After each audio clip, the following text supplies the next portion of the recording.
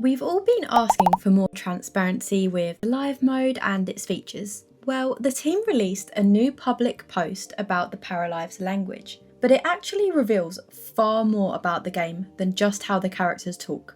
Oh yes, from new death types to cutscenes and emotions, there is so much exciting stuff to get into. In this 4-minute video released by the team titled Paralives Behind the Scenes Parley Language, Andre the sound designer gives us a behind the scenes look at 26 new clips of the game. There is a lot to unpack here, so I'm going to get straight into it. First is the friendly hug animation with Andre's own para. I love the female para's hairstyle. It really reminds me of that 2020 blonde bang TikTok trend during lockdown. It's followed with a simple handshake, very self-explanatory. Now, I really have got to give it to Andre because I couldn't do voice acting for this. I'd feel way too awkward, especially knowing that this is going into a game permanently, where potentially millions of people are going to hear it. There's only one para here, which looks a little funny, but I suppose it's just for recording sound purposes. The second-hand embarrassment on the kiss fail is too real. The animations have been done really well and look so natural though. The paras are just so expressive and I really feel what the characters are feeling, and the storylines are just going to flow so easily. I'm not going to lie, this next one made me feel a little bit uncomfortable as well, but it is a necessity in a life sim. Poor Andrew looked like he's struggled with it too. It needs no explanation really. I do wonder what they're going to call it in Paralives though, because in The Sims it's woohoo. I feel like Paralives might be a little bit more, I don't know, less wacky. This clip is exciting to me as a person who loves flowers and greenery, because we can see a wide range of plants outside Bloom, which is the town's flower shop. I really hope someday that some of these will be ones we can actually plant and grow. If you do want another look into the flowers and shrubs, there is this post from 2024 that shows all of the vegetation that's in the game. More has probably been added since then though. Now this next one will be loved by the legacy players. We can see a little bit more closely the marriage proposal. The box with the ring isn't in it yet because again I assume they're just focusing on the animation for now.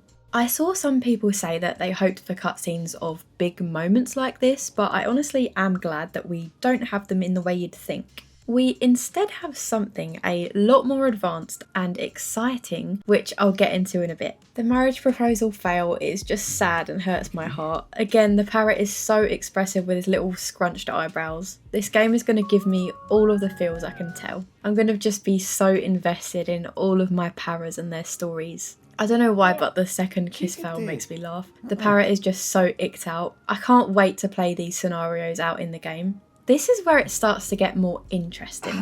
We're seeing again the animation for death by hunger. It's really dramatic actually and kind of scary. This is really me nitpicking, but I think he falls a little bit too slow and intentional. I feel like if you die from hunger, it's just bam, that's it, man down. It also begs the question about what actually happens once a para dies, because we have yet to see that. There aren't any supernaturals in the game yet. Paralives is meant to be a little bit more based in reality, so I wonder how it's going to be handled in terms of like funerals.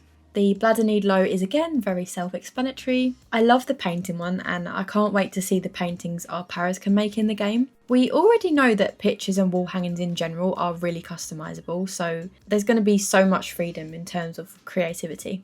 I'm a little bit confused by this one. It says painting, but it's just a parrot outside shivering.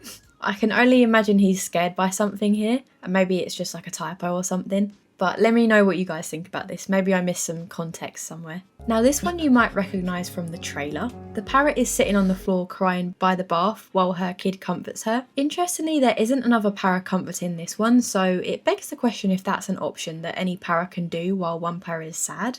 Either way, it's really expressive and not something we've seen too much in other life sims. Something we can all relate to. I think everyone's cried on the floor at some point. This one caught my attention for the fact of its location. The para is outside on a bridge right by the sea. It's a great screenshot area or for a proposal. We have a couple here, talk, friendly, yell and mean. This para looks intimidating, maybe because they're shouting, but again, they're just so expressive. Death from smoke gives me some questions.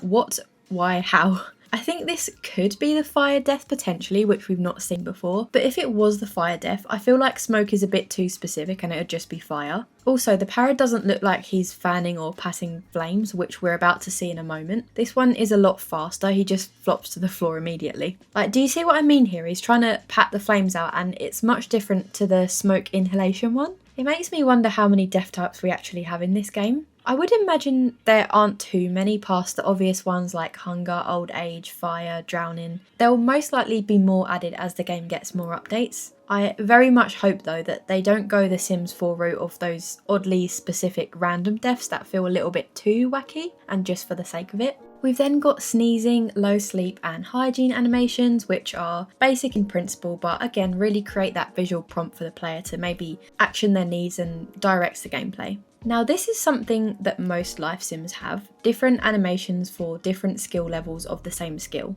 I love the way that Paralives does it, there's quite a lot of variation for different levels and it adds that extra purpose to levelling up, even if it's just a small thing. And finally we have a para who's angry, trying to calm themselves down in the mirror or kicking something. It raises the question for me about the want system in response to emotions. We've already seen how certain emotions can trigger wants that can help ease that emotion, but not so much any wants or actions that exacerbate it or cause a negative outcome. I might be deep in this a bit too much, there could just be idle animations like something paras do autonomously to show that they're angry. But it raises an interesting question. So I've talked a lot about the actual animations that we're seeing and what they're hinting at or revealing to us in terms of gameplay, but I should probably also discuss what the video is intended to showcase, the language system. Life simmers are very used to life sims having their own language. Simlish is a well-established language with a comprehensive list of well-known phrases and their translations. Sometimes my brain will randomly just throw a Simlish word into my head for no reason at all. I'll be cooking something and just hear Nuvula Chovi. Anyway, the language in Paralives is called Parley. The Patreon post that gives us these clips says, "A while ago, Alex and I designed the made-up language of the game, Parley, a gibberish system made to sound cozy and distinct from other titles. You can find out more about it in this post." Once that was done, all it took was doing some teamwork with our amazingly talented animators Alice and Lena. We got to choose which of their animations needed to have some voices on them and organise them in a huge list. The team wanted a language that was gibberish but still somewhat familiar and different from other games, and also gave a cozy, not too serious effect. I was really surprised how much work went into creating this language. The team recorded 2,000 sounds and initially came up with 20 different approaches to it. If you're interested in reading more about it, I'd recommend going over to their Patreon and reading up on the post, as it goes into a lot more detail than I will here. I mentioned earlier that we aren't getting cutscenes in Paralives, but instead something called storyboards, which does pretty much sound like a custom cutscene. In the post that these clips got shared in, Andre says, "In order to create the voiceovers, I first assembled a bunch of them into a storyboard, which is an in-game feature that lets you create all sorts of cinematic scenes with your characters and builds." So this is actually what they used to make the trailer back in June. On a side note, I hope we get another trailer, but that's really wishful thinking. The Paralives team also showed a tool they used to stage and film scenes, allowing them to pose characters and control the camera to create moments for trailers and previews. Unlike The Sims 2, where cutscenes were built-in gameplay moments for events like first kisses or births, these are mainly a developer tool used to present features a bit more clearly rather than a cinematic system players trigger in normal gameplay. You can do things like animate build mode items to showcase houses and animate characters and make them interact. The team say at the end that some potential uses for this could be when you start a new save file, there could be a cutscene made by the team showing off the town. YouTubers could create stories with their parafolks through cutscenes and share them online. They've really thought of all of us and how we would want to play. So in my opinion, it's even more advanced than just a cutscene that we'd normally think of. It's a movie-making cinematic tool. Again, this is going to be absolutely amazing for storytelling, and 12-year-old Sims 3 player me would be losing her mind over such a tool. There was a lot to unpack in this post. As always, the team's updates give us far more than they seem to reveal at a first glance. This is such a good example of how much work goes into the game, from the 500 takes Andre did for this and the 2,000 recordings of gibberish for the language. Every single piece of this game has been made with utmost care and thought. It's no wonder the game has taken a really long time to make. And that's not a bad thing. They're a small team working with limited time and money. That's why we are rooting so hard for them to succeed. We see the love and care they put into this game, and the dedication to bringing a true life sim to the genre. Paralives team, can we please also get that t-shirt? I need it actually, it's not a want. I will literally not wear another t-shirt ever again. Paralives merch would honestly do so well. The gap is getting smaller and smaller between the public and private posts each week. They're showing everyone more things in the game, which is a great sign that they're set for release in May and not planning on delaying any further. And we're all here on the sidelines cheering them on. I really hope you enjoyed this video. Thank you for all of the support on here. It means so much to me and it just keeps me going.